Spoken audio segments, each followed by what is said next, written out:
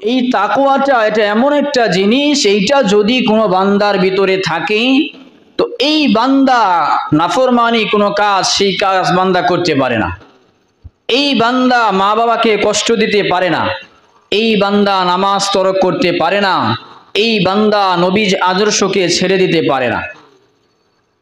আর এটা যদি কারোর মধ্যে না থাকে, এই তাকওয়াটাই যদি আবার কারোর মধ্যে না থাকে, ওই ব্যক্তির দ্বারা এমন কোনো গুনাহ নাই যে হবে না। ওই ব্যক্তির দ্বারা সব ধরনের গুনাহ করা সম্ভব যার ভিতরে তাকওয়া নাই।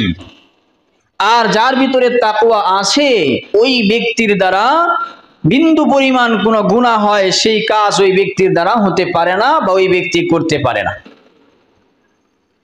তো এই জন্য বলা হয়েছে তাকওয়া যার ভিতরে আছে সে কখনো গুনাহ করতে পারে না। যদি আপনার আর আমার মনে হয় তাকওয়া আমাদের